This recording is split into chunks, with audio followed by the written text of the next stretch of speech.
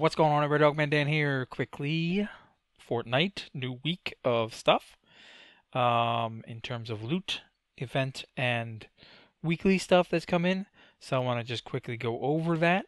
Looking at here, we're still on the event, if you will. If you've played, let me see, we're back over here on the map. You know that once you got to page 9, which is the latest in the spring event that came up. Everybody that makes it through this last page or the last part of the event also gets the bunny base hype. I believe it is, if I remember correctly. Let's just take a quick look here. Where is she? There she is.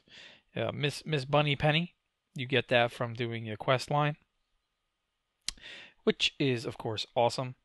You also get a few other things from the quest line as well, so definitely got to get that quest line done. However, last week, in fact, they brought in Rabbit Raider Jonesy, which I still want to get, and I was about to pick him up last night. But then the weekly reset happened, and of course, I have a couple things I needed to get, which are very important. So you can see this week in the dailies is a Floor Freeze Trap and the Copper Nighthawk. If you're looking for the daily or the weekly items in terms of the daily coins that you pick up, Floor Freeze Tap is definitely the way to go. But the big guy is the new Copper Easter Egg Launcher. Now, it's not that I haven't been working on the events themselves, because as you can see, I've got a couple of them in here. But they've been bringing out so many things every week that I've been working all my spring gold through the weekly items just to grab most of the stuff that I want. Now this week, luckily, the only thing that I really need was this Copper Easter Egg Launcher, but I always like to pick up my Storm Shards and my Flux just for upgrading. And one of those things that you could do is get this Legendary Flux if, let's say, I personally don't have the Striker AC as a Legendary.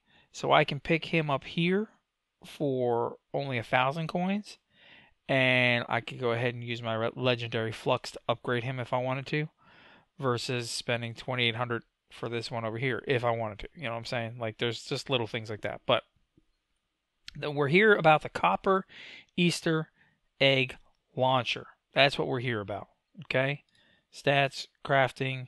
The big thing about this is you could probably say, to an essence, it's the same as the past ones where you have your Jack-O-Lantern or your Jack-O-Launcher. You have your Snowball Launcher. Those from the past two events, of course. Well, now we've got the Easter Egg Launcher. Okay. You also had the Dam Buster from the first big event. But the Easter Egg Launcher, while of course the look is different visually,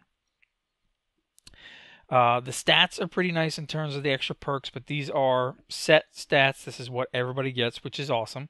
It's Energy Affliction, so you do energy damage, and once you get it up to that level, third tier weapon, if you will, which is cool. But what stands this one out from lobbing the eggs and exploding with the enemies, like the other ones each do their own with the knockback and damage that they do. This one, you can actually toss the eggs out on the ground, and they will sit on the ground until the enemy hits them. So when the enemy walks over to them, they explode.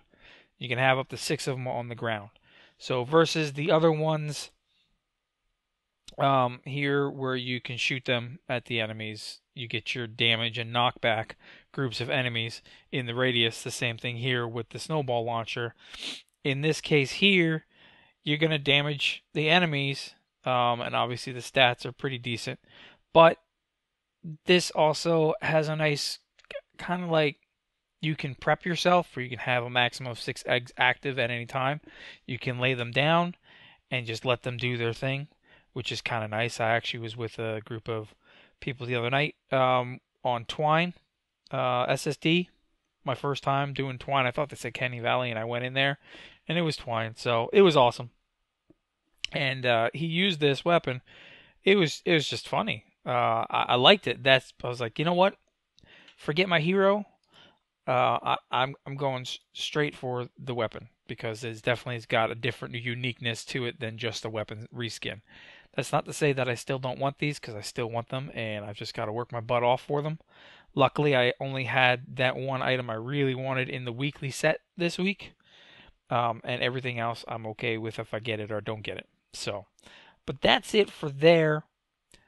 Stay tuned. I've got some other stuff I want to talk about. I'll follow up in other videos.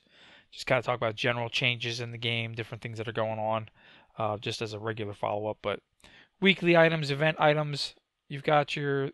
I still got to get the Shamrock Reclaimer. I definitely want my Rabid Jonesy. Not that it really matters, because in terms of my heroes, I mean, I've got a whole list of heroes, and I'm running Jonesy, I'm running Jonesy, and I'm running Jonesy. So, I mean, you can tell which one that I use the most, right?